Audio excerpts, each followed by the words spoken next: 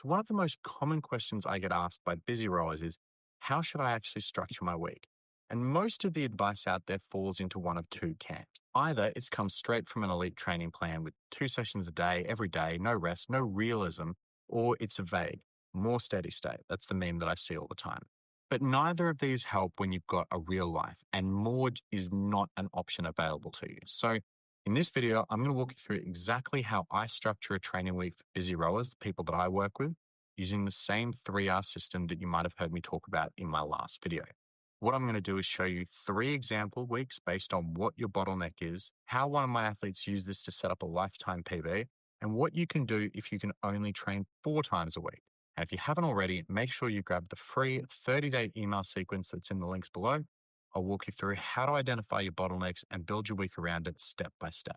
So let's get into it. So let's start with the most common type of rower I work with. These are ones who are aerobically bottlenecked. Roughly 50% of the athletes that I test fall into this category. This is where they're not being limited by peak power or strength or their anaerobic capacity. Usually these are not too bad. But when it comes to holding pace, when it comes to being able to maintain a consistent output and utilize the most efficient energy system that they have, which is the aerobic system, they're not as well developed. And this is one of the mistakes I see for those people making all the time before we start working together. And that's that they try to train a bit of everything, trying to train all systems all at once, even though there is a specific thing that they need to do to be able to go faster. So this might be threshold on Tuesday, intervals on Thursday, a long row on Sunday, but there's not really any theme. There's no focus. So this is what I do instead when I'm designing their programs. So firstly, let's take an example where a rower trains 5 times a week, 3 rowing sessions, 2 gym sessions. So the first question I'm going to ask this person is, can we use all 5 of these slots for rowing, even if just temporarily? So maybe that doesn't mean getting on the water. It could mean swapping a gym session for an erg, or maybe at the gym there is an ergo that's available that we could use for, if not all of the session, then the majority of the session. If the answer to that question is yes, then here's what a standard week might look like. It's going to involve 2 hard sessions, usually one that will be VO2 max, so 95% of heart rate, one that's going to be threshold, so around 85% of heart rate, probably longer intervals. This session is going to be around about 40 minutes of total working time. The VO2 max session, maybe 20 minutes of total working time. So that's the time that is actually spent on, not including the rest periods. For an interval session or for a VO2 max session, I would still expect you to be able to complete this in about an hour, including your warm-up and cool-down. It's also important that these sessions are spaced at least 48 hours, but for masters rowers, I recommend 72 hours because it can take a little bit longer to properly recover from high-intensity training. The rest of these sessions, 3, 4, and 5, are going to be UT2, steady state, technically clean, with a capped heart rate. I recommend really strongly using the Karvonen method to determine maximum heart rate intensity rather than a percentage of max heart rate.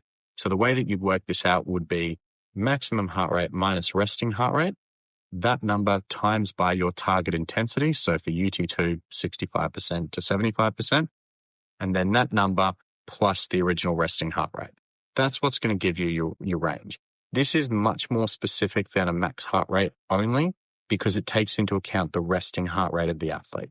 The other thing I would strongly recommend is that rather than using one of the calculators that tells you, 220 minus your age equals maximum heart rate, that you actually record your heart rate from your high intensity sessions.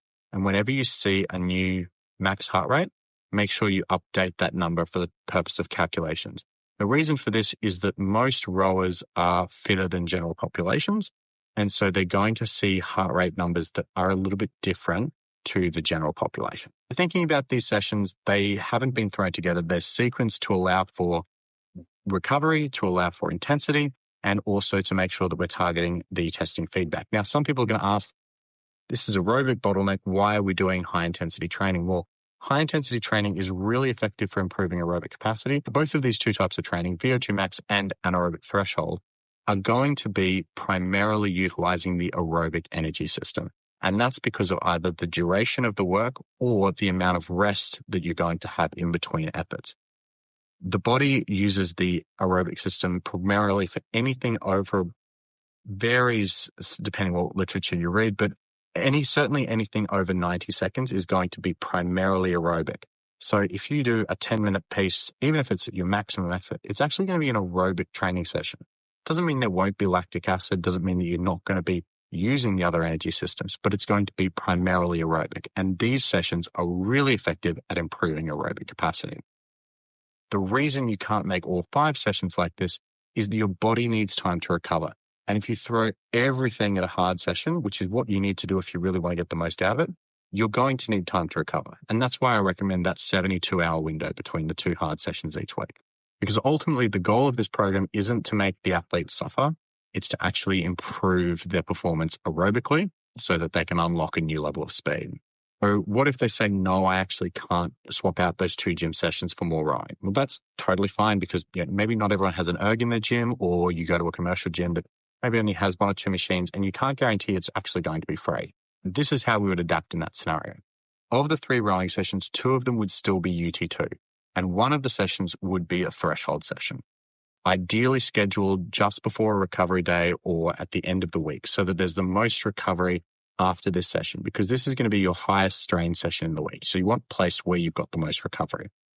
Every 3rd week, I would swap this session for a VO2 max session instead. Now, for the 2 gym sessions, these are going to become what's called concurrent training sessions.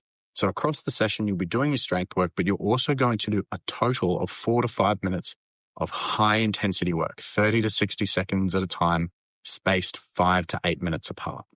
These sessions are done around the strength training, and you can use whatever you've got. It doesn't have to be the Ergo if it's not available. You use an assault bike, you could use a sled, you could use a treadmill on an incline, or even a spin bike.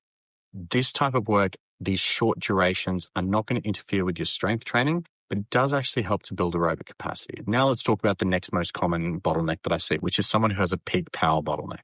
Now, this is someone who probably actually has a decent aerobic base for their level, or they are so far from their goal that they have to lift this number before they're going to be able to get a better result. Because peak power is what sets the ceiling, the overall ceiling on your performance. So to give you an example, when you're performing a 2K or a 1K or you're in a race, you're always operating at a percentage of your peak power. If the peak power goes up, that's going to lift the overall performance. It's going to mean that, 50% of peak power, if peak power goes up, that same 50% is now going to be a bigger raw number. So even though you might never see your peak power number ever, or your peak split ever in an actual race or in a 2K or 1K Ergo test, what you will see is the impact of your peak power, because it's going to be determining your overall limits. And for some rowers who have competitive goals, we actually start here, even if it's not their weakest system, because they need to get it high enough to be in a position where they could, with the right training, be able to produce the required speed. So here's how we're going to structure a week for this person. Still 5 sessions, 3 rowing, 2 gym. The peak power work is going to take place inside the strength sessions. So after warming up and running through any movement mechanics, we're going to go straight into training some 7-stroke max efforts, 10 to 20 sets with 1 minute rest in between each. Why? Because this is a neurological demand. This actually places a lot of stress on the central nervous system. So it needs to be done first in the session while they're still relatively fresh. After that, the strength work is simple and focused. You're usually going to focus on 3 core lifts with plenty of rest and a high intent. Now, if the athlete is already comfortable in the gym but is physically weak, we're going to flip it. 1 heavy lift, let's say 5 reps on the squat, followed immediately by a 7-stroke max effort. And we're going to do that all the way through with their 3 primary lifts. This allows us to still be building good quality strength in someone who's not going to get better just from doing strength training, but needs targeted strength training while still being able to bring in that neural recruitment and that maximum effort recruit and that maximal load recruitment that the 7-stroke efforts are going to bring in.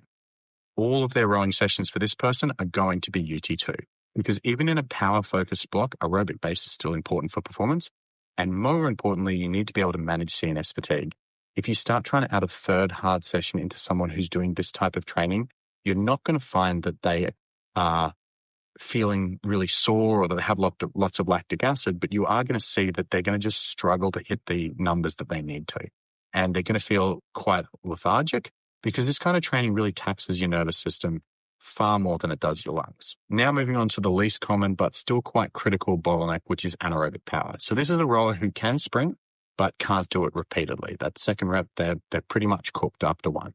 And you're going to see it in the 60-second test, particularly if you get information on the overall performance, you'll see that their second 30 seconds will usually be more than 5 seconds slower than the average of the first 30 seconds. So here's what a week is going to look like for this person. So their first rowing session is going to be an anaerobic power session. So this is a 1 minute max efforts, 6 to 7 minutes full recovery in between. So not rest, actual recovery. So on the water, this might mean technical paddling between reps, or on the Ergo, it could be lower foot mobility drills, things that get the blood moving, but also target some weak links in their body.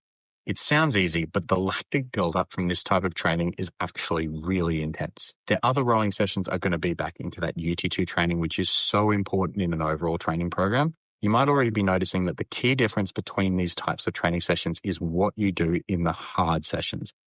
Those are where you focus attention on the bottlenecks to be able to drive performance. The only places this is different is potentially in someone who has an aerobic bottleneck, because we're actually going to be spending all of our time doing the one thing. Now, the strength sessions for someone who has an anaerobic bottleneck is going to be one heavy strength focused session and one concurrent session. So like we described earlier for the aerobic bottleneck, this is going to be short, high intensity intervals with woven in between your lifts with plenty of recovery. Most importantly, you need to put at least 48 and ideally 72 hours between that anaerobic power session we described, the rowing session, and the concurrent gym day. Otherwise, you're just stacking fatigue on top of fatigue, and you're not going to be able to properly target and develop the anaerobic system. So after listening to all this, does this process actually work? Well, yes. Every single example I just walked you through actually came directly from a real client plan. So these aren't templates that I've made up for this video. They're actually sessions that I've built, tweaked, and delivered to rowers just like you. And here's what happened. So the first example, the person who was aerobically bottlenecked, they actually went from 712 in November last year all the way down to a 657 in February of this year. So in a little over 3 months, they were able to see a 15-second improvement in their performance by focusing on this aerobic bottleneck. Great. You'll have people who say, yeah, just do more steady state. Okay, well, let's look at that second example. The second example was someone I started working with in July of last year. When we did their first round of testing, they were coming to me with a 633 2K. After focusing purely on the peak power block, exactly 1 month to the day later, they were 15 seconds faster. And the third example of someone who was anaerobically limited. Now, this isn't what we did for this particular athlete over the course of a whole year, but from July last year until April of this year, they were able to take 38 seconds off their time using this exact framework. Training 5 days a week, initially anaerobically limited, they were later aerobically limited, and they shifted what they were doing, but they were still able to take 38 seconds off their time over the course of a season. For all of these rowers, this happened not by doing more, but by doing the right work for them based on what the data actually said. And that's the power of using this system properly. Now, at this point, you might be thinking, this sounds fantastic, but I can only train 4 times a week. Okay, that's totally fine as well. So because the 3R system isn't built around high volume, it's built around smart structure and targeting your bottlenecks. There is one non-negotiable, and that is that you really need to be keeping at least 3 rowing or erging sessions in the week, no matter what your bottleneck is. Because less than 3 rows per week is just not enough to create the technical changes, a massive part of long-term improvement. In this scenario, what I'd typically recommend is 3 rowing sessions, 1 strength session.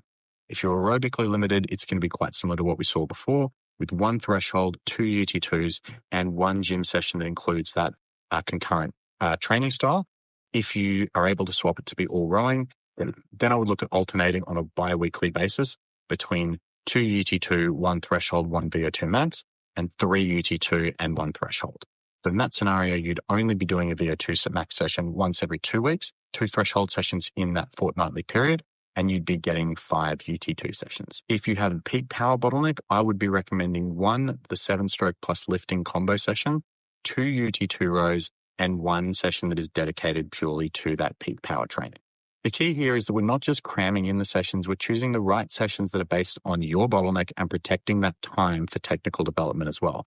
This is what allows you to keep moving forward, even when you only have a limited amount of training time. If you've ever looked at a rowing plan online and thought, I don't have time for this, you're not the problem, that plan is, because you don't actually need more meters, you don't need double sessions, you don't need to sacrifice time with your family to be able to get faster, maybe if you want to go to the Olympics, but you do need structure, and you need a plan that actually fits you and your life. And that's exactly what this system gives you. And if you want to go deeper into this, especially how to figure out what your bottleneck actually is, make sure you join the email sequence that is linked in this video, or you can just watch this video next.